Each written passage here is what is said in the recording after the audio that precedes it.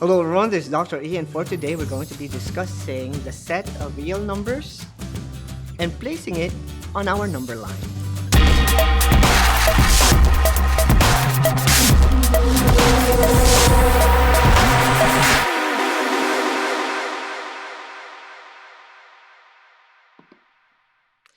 And if we're talking about algebra and mathematics, we know that we're going to be dealing with numbers. And for today, we're going to be working on the set of numbers and its proper grouping according to algebra. And we are going to be starting with the first set of numbers that we have, which is the natural numbers. And the natural numbers are numbers in this particular set 1, 2, 3, 4, 5, 6. So all whole numbers starting from 1 can be considered as a natural number. And the next set of numbers that we're going to be using in algebra would be whole numbers. And whole numbers, the difference between natural and whole numbers is now we are including 0 in our set of whole numbers.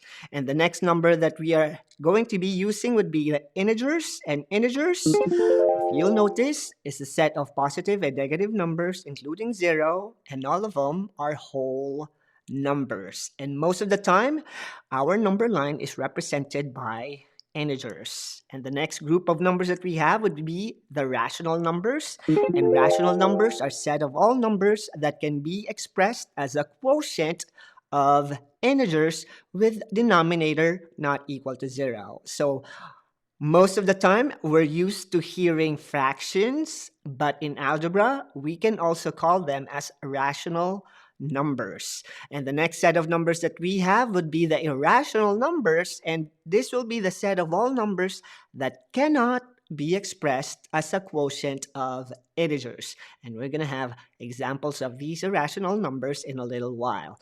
And we have the real numbers, which is basically covers all the numbers that we have in algebra. So it will be the set of all rational and irrational numbers combined. So these are all the set of numbers that we will be encountering in some of our lessons in algebra and even in how we answer problems in algebra once we move on to more complex topics involving operations of real numbers. And speaking of real numbers, it will be a lot easier if we have a visual of all these set of numbers on a Venn diagram. So this is the Venn diagram that represents where our numbers belong to in this particular grouping, also known as the number systems. So we have the natural, the integers, the rational, the real numbers, and the complex numbers, and so on. So these are some of the numerical values that we will encounter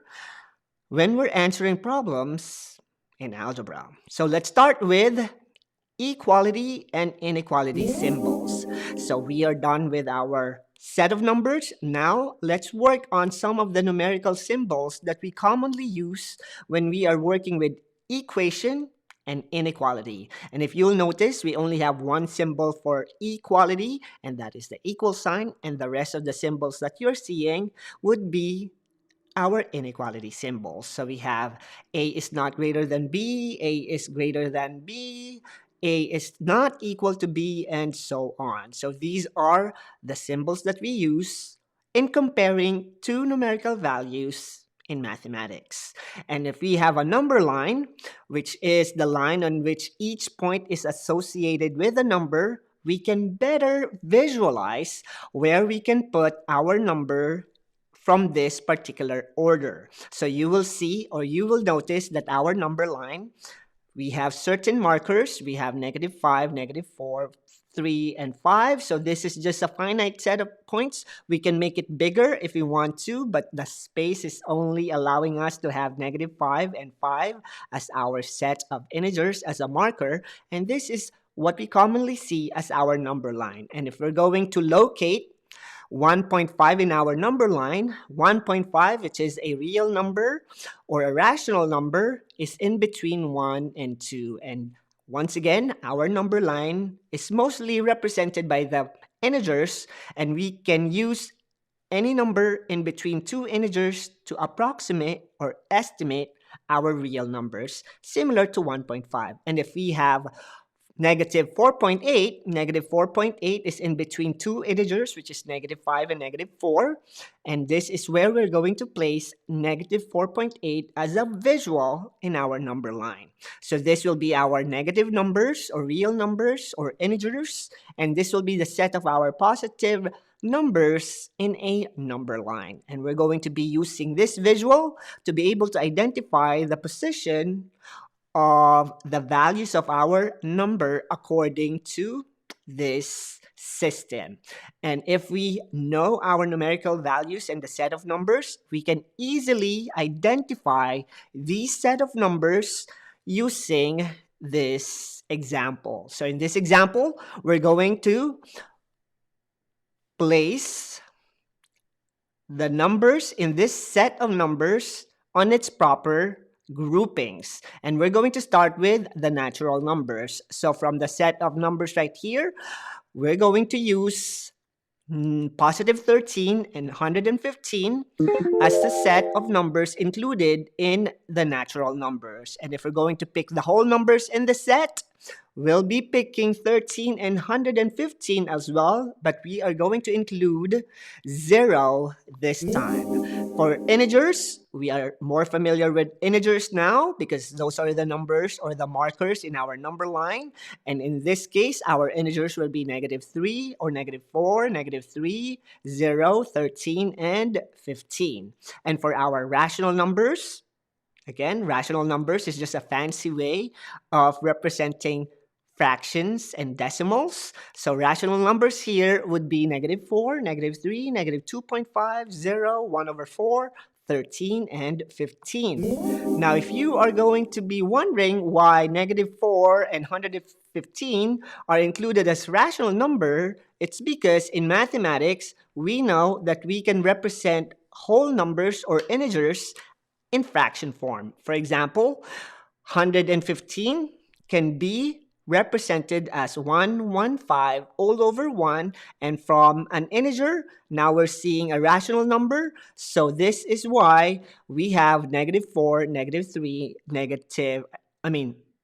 1 or 13 or 115 in the list of our rational numbers. And if you're thinking, why is 0 also a rational numbers? Because 0 can be represented as 0 and 7 or any number as our denominator, and it will still be in form of a fraction. So any number whose numerator is 0 is equal to 0. And that is why rational numbers is composed of these numerical values from our set.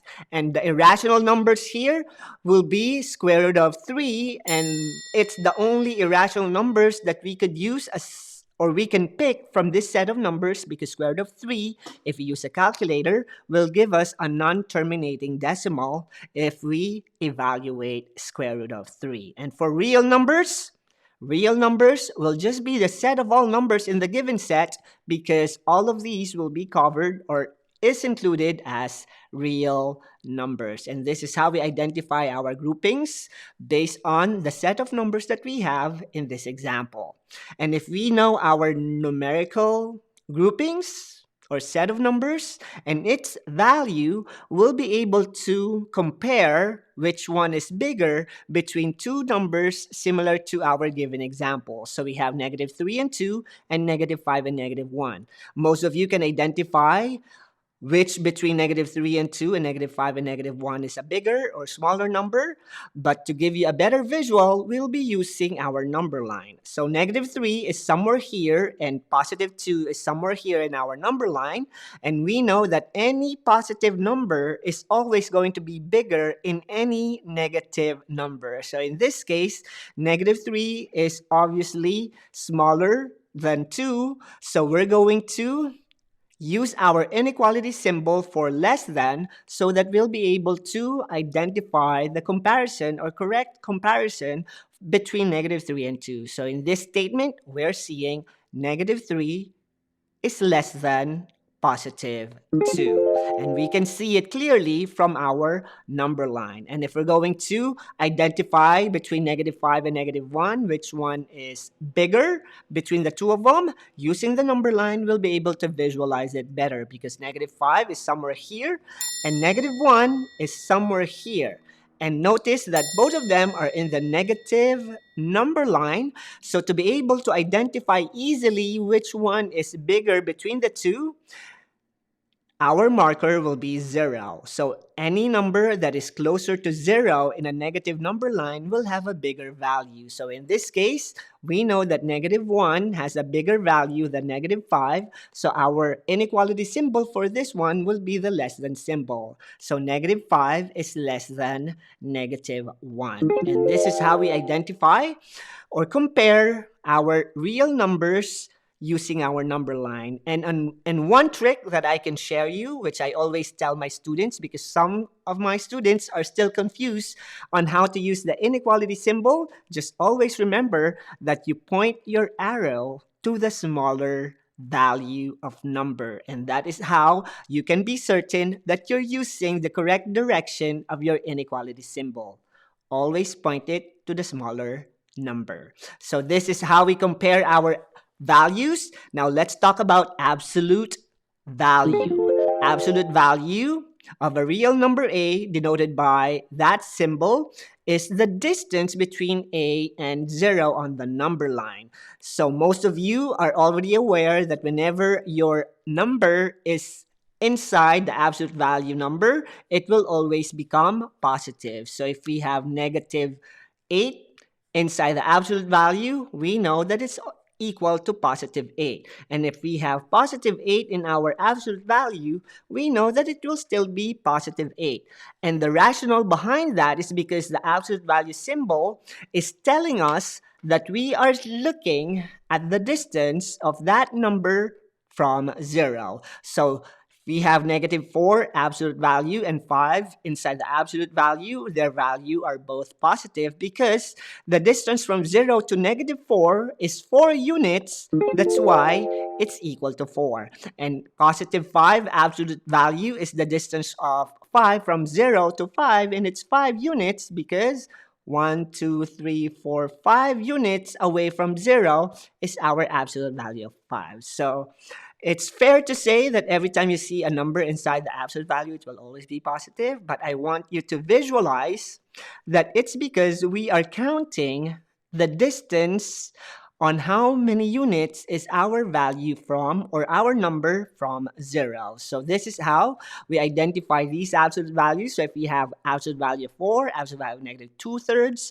absolute value of 3.4, and absolute value of -8, if we're going to look at it using our number line and its distance from 0, the first one, which is absolute value of 4, is still 4 because we have 4 units, or 4 is 4 units away from 0, and -2/3 is a proper fraction because the numerator is smaller than the denominator. So that means it's between 0 and 1. So remember that all proper fraction is between 0 and 1. So to identify or to locate the distance of -2/3 from 0, it is somewhere here, and that is 2/3 still. And if we are going to work out 3.4, the distance of 3.4 from 0, 3.4 is somewhere here, so it's still positive 3.4 because again,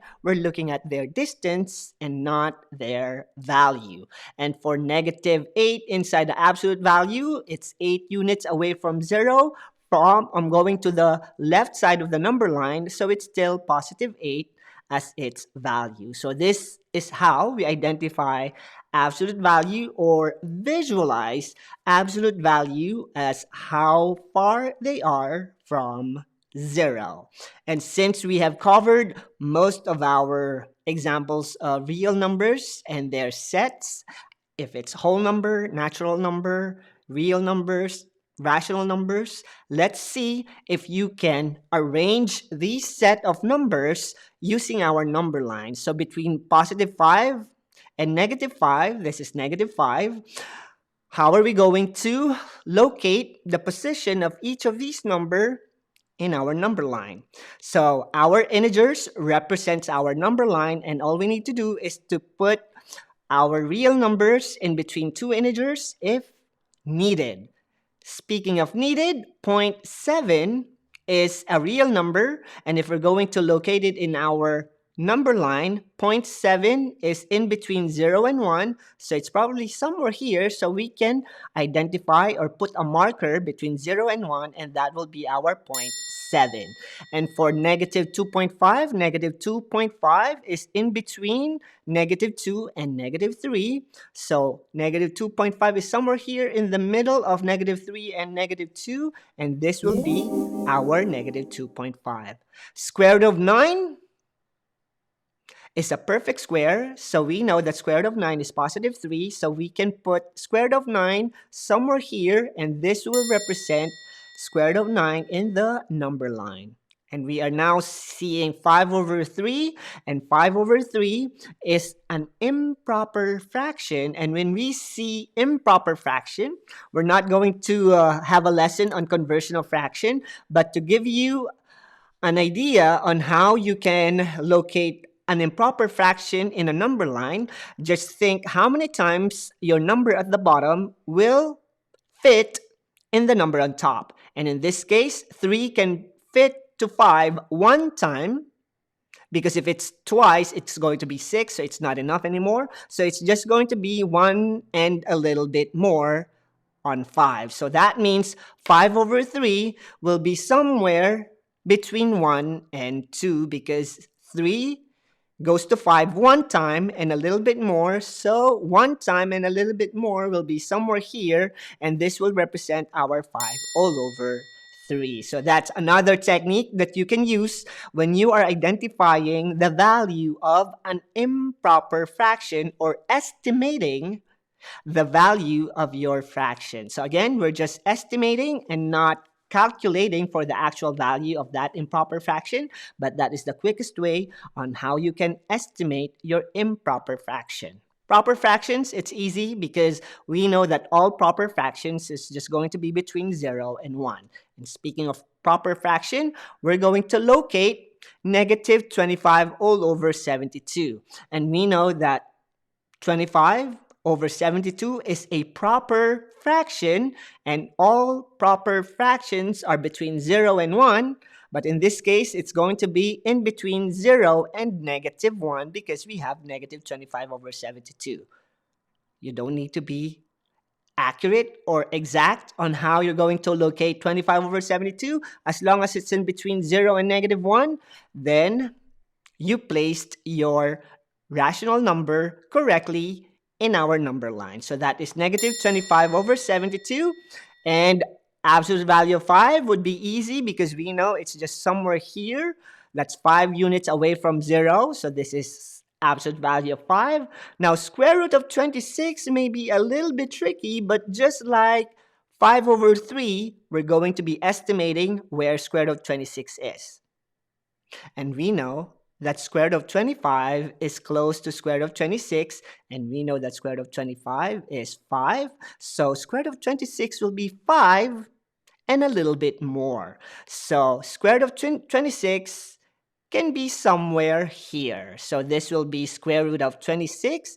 It doesn't need to be perfect or exact. We are just estimating how it's placed in our number line. And for the last value that we're going to be placing in our number line is negative 4 and a quarter. So negative 4 and 1/4 is in between negative 5 and negative 4. And again, this is negative 5. I'm just missing the negative sign right here, but we know it's negative. So it's in between this number.